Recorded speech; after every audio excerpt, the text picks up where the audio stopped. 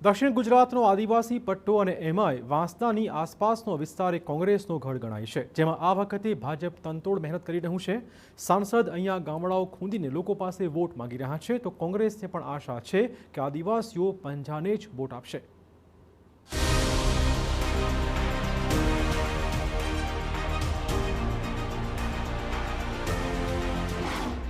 આદિવાસી વિસ્તારોમાં ભાજપની કવાયત।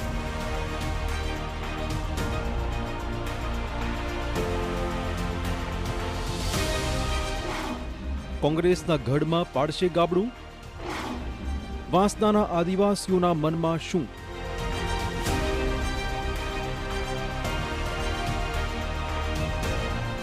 વાંસદા બેઠકમાં જિલ્લા પંચાયતની 7 અને તાલુકા પંચાયતની 28 બેઠકો આવેલી છે, જેને જીતવા માટે ભાજપ અને કોંગ્રેસ ખાસું જોર લગાવી રહ્યા છે।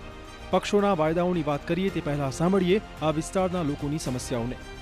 આ ગામમાં રાજકીય પક્ષોનો જે કંઈક જમાવડો હવે જામ્યો છે, કાકા કેવી પરિસ્થિતિ, અહીંયા પાણીની શું સ્થિતિ? પાણી અમારે પીવાનું પાણી નહીં મળે।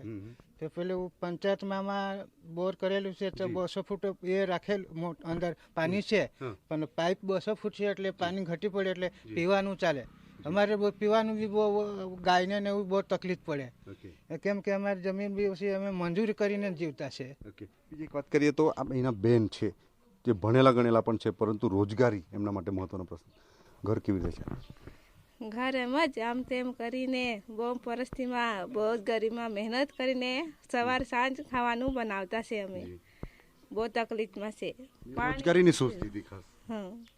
રોજગારી ક્યાં મેળવવા માટે ગયો છો? રોજગારી બહુ જ ગામથી બહાર શહેરમાં જવું પડે છે, અહીંયાથી બહુ દૂર 50-100 કિલોમીટર જાય ત્યારે મજૂરી મળે છે ને પછી હલાવીને ચલાવતા છે ઘર બાર। તો પાણી, રોજગારી જેવી સમસ્યાઓનો સામનો અહીંના લોકો કરી રહ્યા છે। આ ઉપરાંત પણ શિક્ષણ, રસ્તા, આરોગ્ય જેવા ક્ષેત્રે સ્થિતિ સારી નથી। જોકે નેતાઓ હાલમાં સભાઓ અને ખાટલા બેઠકો કરીને આ પ્રજાને પોતાના તરફ કરવા મથામણ કરી રહ્યા છે। બીજેપીના સાંસદ ધવલ પટેલ પણ અહીંયા ગામડાઓ ખૂંદી રહ્યા છે અને ભાજપની જીતના દાવા કરી રહ્યા છે। લોકોએ વિશ્વાસ આપ્યો છે કે આટલા 5 વર્ષમાં જે કામ થયું છે અને આવનારા 5 વર્ષમાં પણ અમારી સરકાર જ કામ કરવાની છે, એમને પૂર્ણ વિશ્વાસ છે, કારણ કે કેન્દ્રમાં અને રાજ્યમાં ભારતીય જનતા પાર્ટીની સરકાર છે।